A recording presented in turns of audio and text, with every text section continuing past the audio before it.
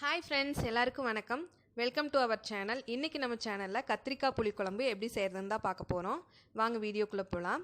அதுக்கு தேவையான பொருட்கள் என்னென்னு பார்த்துடலாம். வெங்காயம் எடுத்து வச்சுருக்கேங்க, சின்ன வெங்காயம். தக்காளி 2 மீடியம் சைஸு.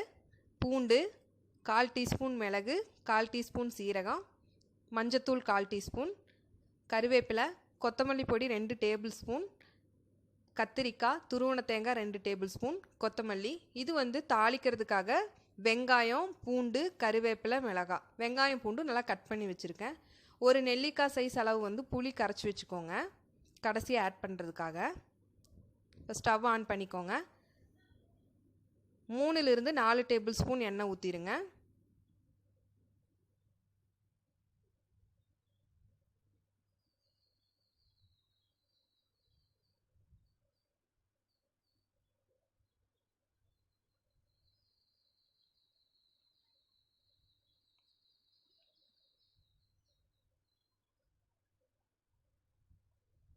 அதில் வெங்காயம் ஆட் பண்ணிக்கோங்க.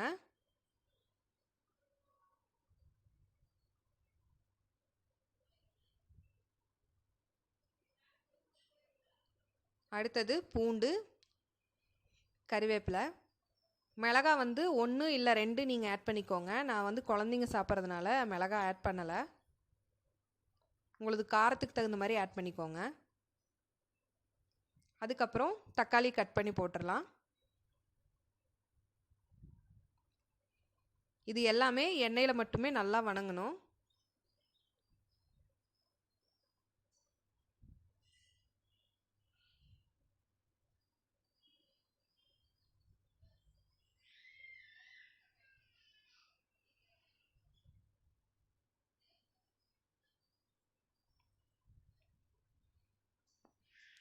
இது நல்லா வணங்கிருச்சு. இப்போது எடுத்து வச்சுருக்கிற மிளகு, சீரகம், மஞ்சத்தூள் இந்த 3ஐயும் ஆட் பண்ணிடுங்க.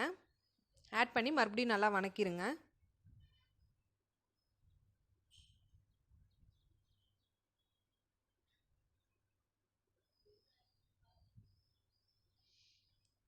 இது கூட இப்போ துருவன தேங்காய் ஆட் பண்ணிக்கலாம்.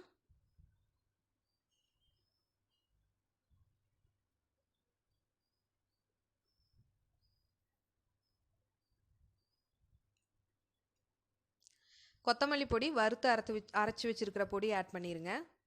பச்சையாக போட்டிங்க அப்படின்னா கொஞ்சம் வேக விடணும். இது போட்டு கிளறின உடனே ஸ்டவ் ஆஃப் பண்ணிடலாம். பொடி போட்ட உடனே அடியில் பற்ற ஆரம்பிக்கும். ஸோ பற்றாமல் நல்லா கிளறி விட்டுருங்க. அவ்வளோதான், ஸ்டவ் ஆஃப் பண்ணியாச்சு. இனி இது கொஞ்சம் நேரம் ஆறட்டும், அப்போ தான் அரைக்க முடியும். இது ஆறுற கேப்பில் நம்ம கத்திரிக்காய் பொரிச்சு எடுத்துடலாம். கத்திரிக்காய் இந்த மாதிரி நாலாக முழு கத்திரிக்காய் நாலாக ஃபுல்லாக எட்ஜ் வரைக்கும் கட் பண்ணி எடுத்துருங்க. தண்ணிக்குள்ளே போட்டு வச்சுக்கோங்க.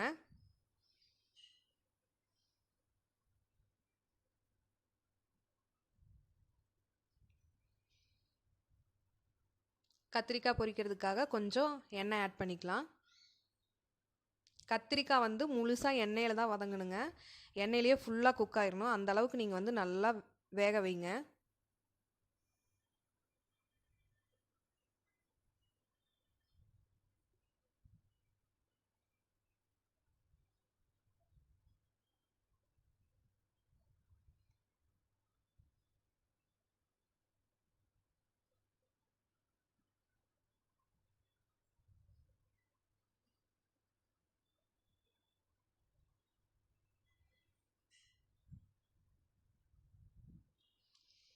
இப்போ நம்ம மிளகுக்கு ரெடி பண்ணி வச்சது நல்லா ஆறிடுச்சு.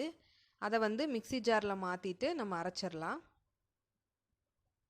இது நல்லா பொரியட்டும். அதுக்குள்ளே நம்ம அதை அரைச்சி எடுத்துடலாம்.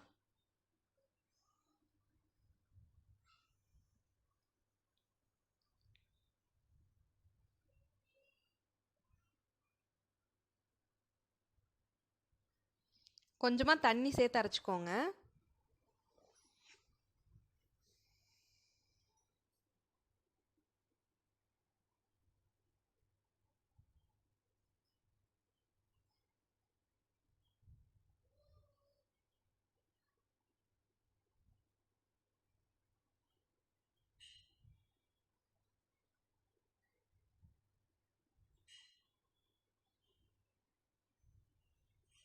இப்போ கத்திரிக்காய் நல்லா பொரிஞ்சிருச்சு, நல்லா வெந்துருச்சு. இதை வந்து ஒரு பிளேட்டில் மாற்றிக்கலாம். மாற்றிட்டு இதே எண்ணெயிலேயே நம்ம வந்து தாளிச்சிடலாம்.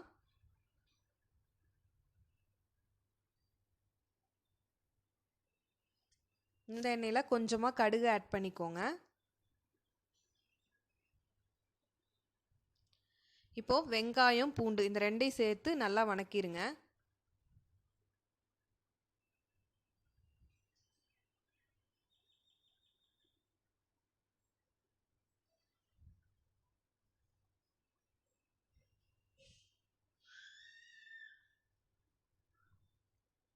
இது கூட கருவேப்பிலை மிளகாய் ஆட் பண்ணிடுங்க.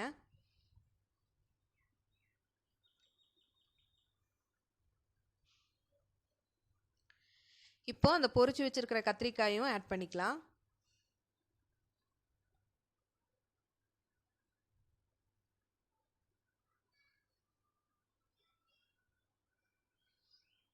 இப்போ அந்த அரைச்சி வச்ச மிளகு ஆட் பண்ணி குழம்பு நல்லா கொதிக்க வச்சிடலாம்.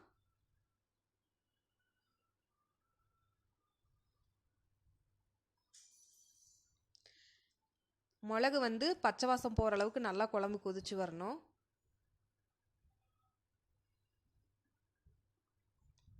இது நல்லா வெந்துருச்சு அப்படின்னா கலரே சேஞ்ச் ஆயிடும். நல்லா கொதிக்க வைங்க.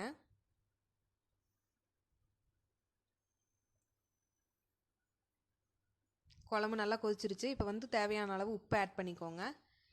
ஆட் பண்ணிவிட்டு புளியை வந்து கரைச்சி இதில் ஊற்றிடுங்க.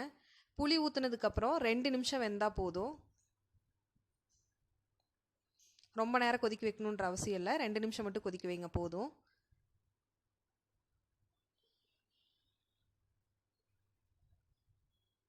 அவ்வளோதாங்க, இப்போ சுவையான கத்திரிக்காய் குழம்பு ரெடி ஆயிடுச்சு.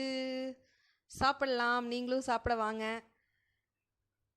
இந்த வீடியோ உங்களுக்கு பிடிச்சிருந்துச்சி அப்படின்னா லைக் பண்ணுங்கள், கமெண்ட் பண்ணுங்கள், மறக்காமல் எங்கள் சேனல் சப்ஸ்கிரைப் பண்ணுங்கள். கூடவே பெல் ஐக்கானையும் ப்ரெஸ் பண்ணுங்கள். அப்போ தான் இனிமேல் நாங்கள் தொடர்ந்து போடக்கூடிய வீடியோக்கள் உங்களுக்கு கிடைக்கும். எங்களுக்கு சப்போர்ட் பண்ணுங்கள். உங்களோட அன்பும் ஆதரவும் எங்களுக்கு கண்டிப்பாக தேவை. ஸோ எங்களோட சேனல் மறக்காமல் சப்ஸ்கிரைப் பண்ணுங்கள். தேங்க்யூ.